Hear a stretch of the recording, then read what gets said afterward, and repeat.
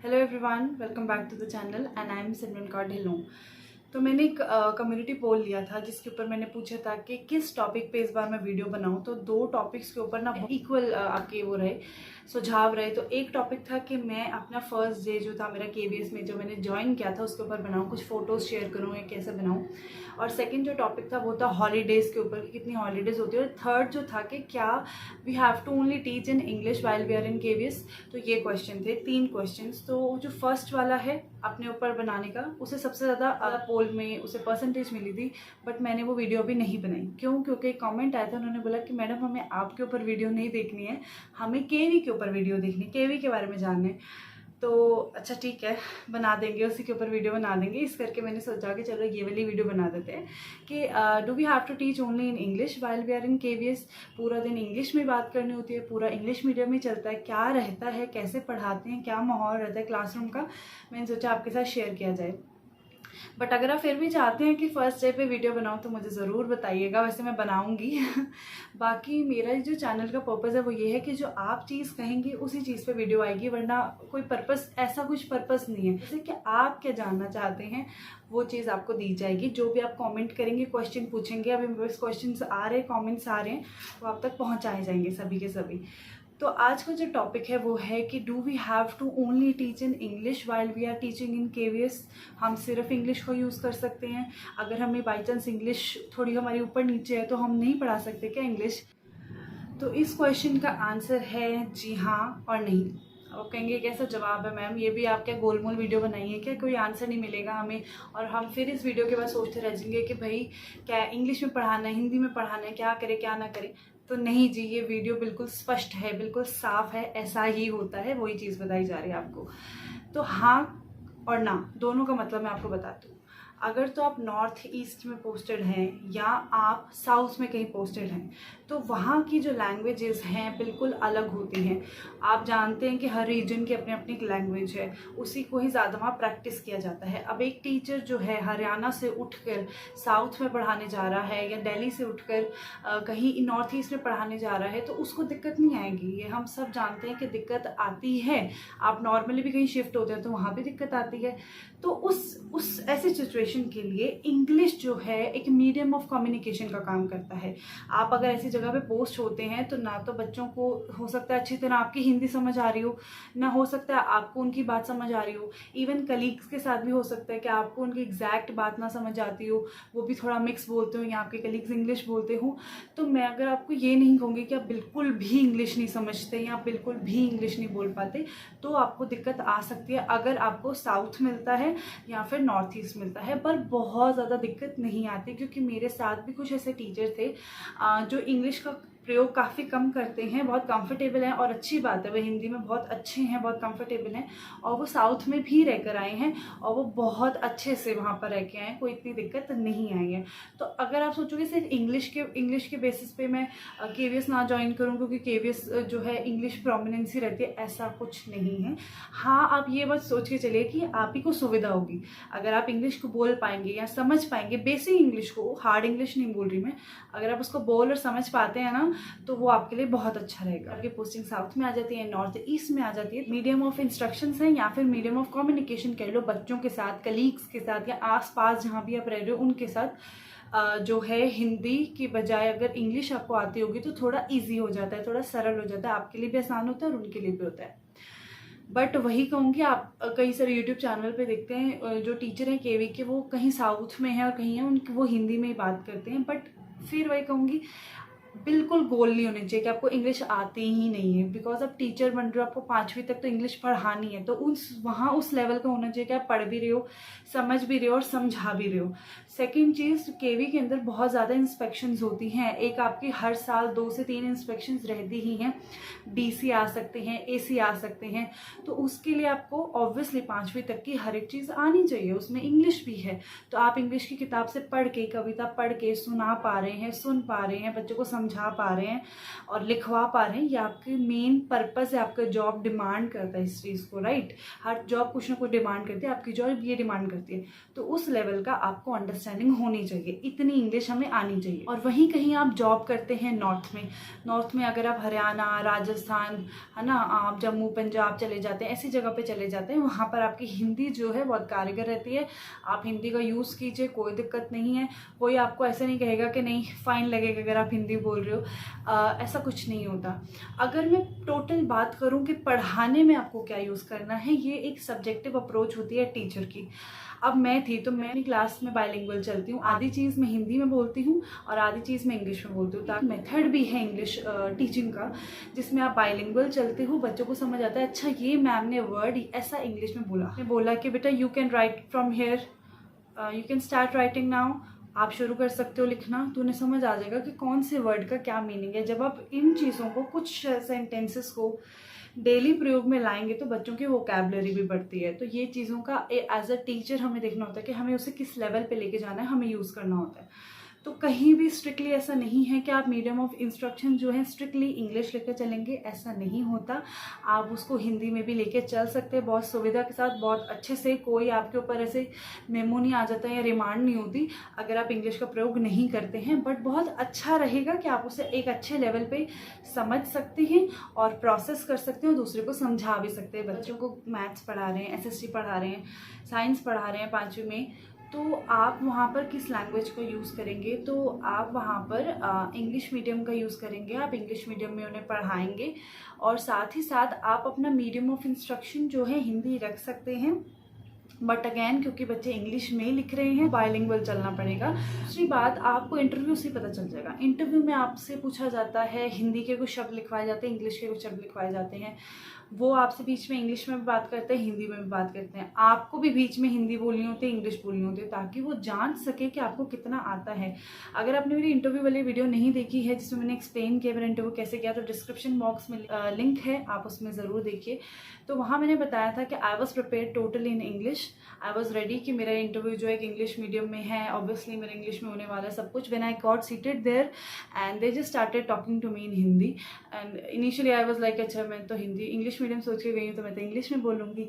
So I started talking to them in English. But वहाँ मुझे समझ आया कि एक बात का गैप बन रहा है ना, वो हिंदी में पूछ रहे मैं इंग्लिश में बोल रही हूँ, मज़ा नहीं आ रहा।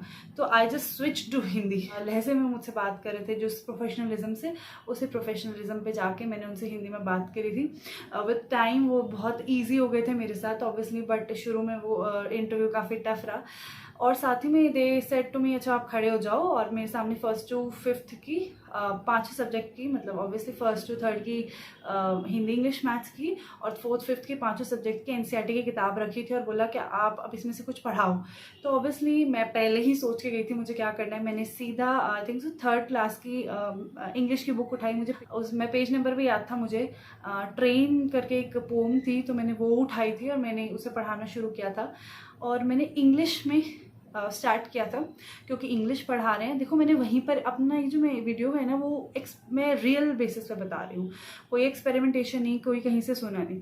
मैंने वहाँ जाके सीधा पोम को पढ़ना शुरू किया, एक पैराग्राफ पढ़ा, एक स्टैंजा पढ़ा और फिर उसे समझाना शुरू किया बाइलिंगुअल।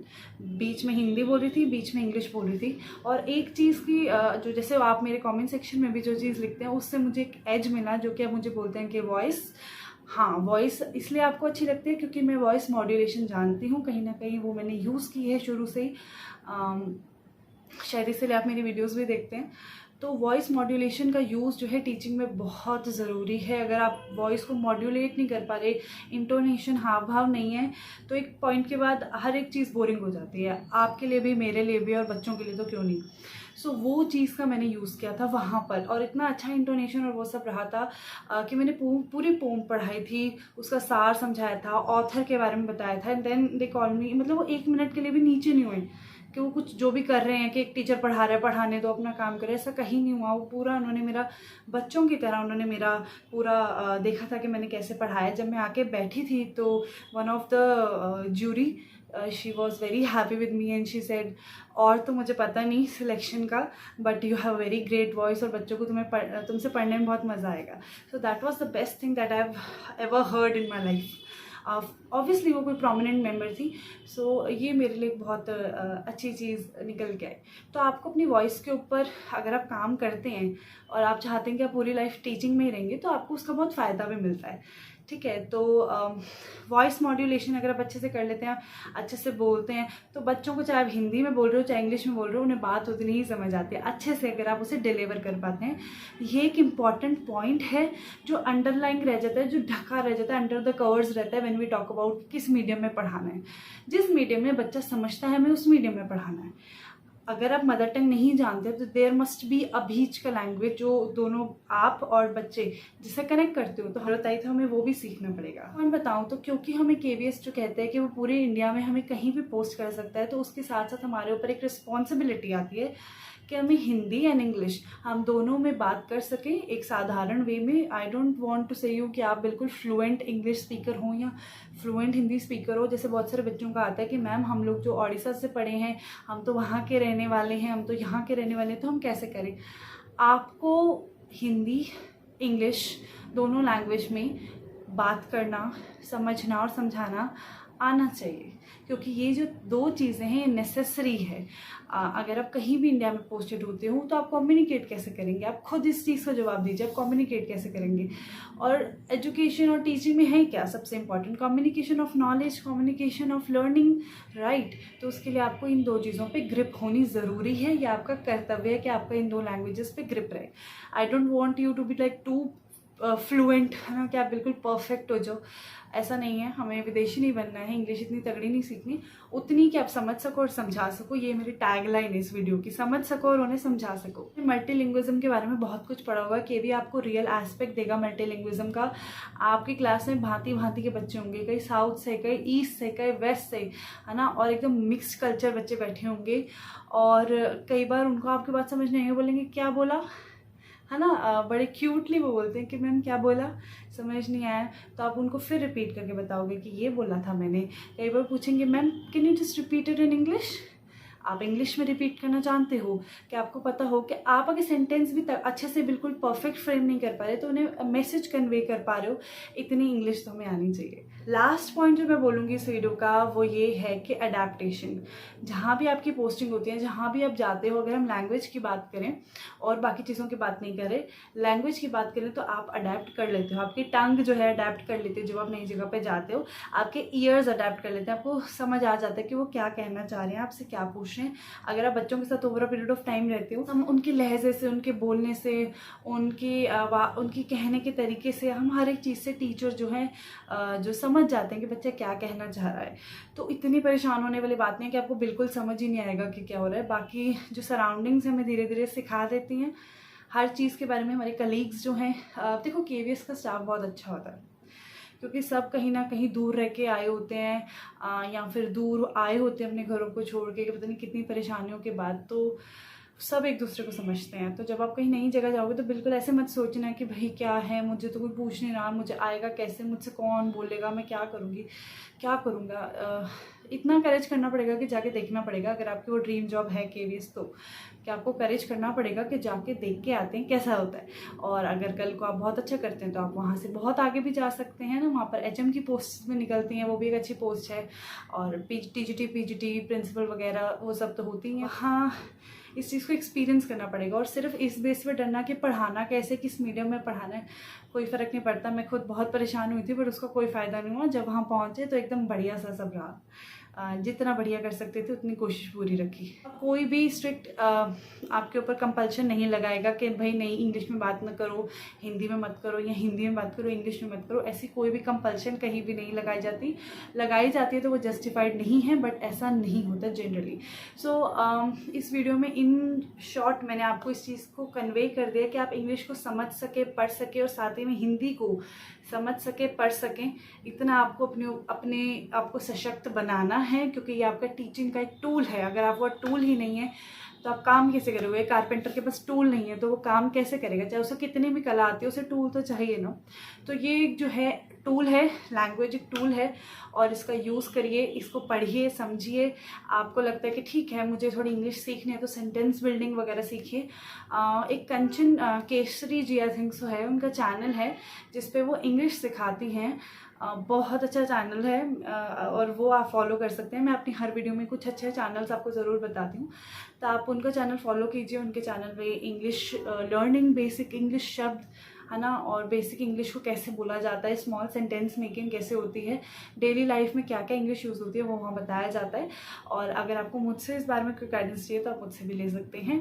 तो अभी तक के लिए इतना ही। नेक्स्ट वीडियो क्या बने वो मुझे ज़रूर बताना कमेंट सेक्शन में। और मेरा फर्स्ट डे कैसा रहा था केवी में, ये वीडियो ज़रूर आएगी क्योंकि आपने इसे फर्स्ट नंबर दिया तो ये वीडियो 100% आएगी। इस वीडियो के बाद अगली वीडियो में कोशिश करूँगी वही बनाने की कोशिश करूँगी। सो आई होप आपने आज की वीडियो एंजॉय की होगी। अगर एंजॉय की है तो लाइक शेयर सब्सक्राइब कीजिएगा। I am Simran Kaur Dhillon, signing off, bye.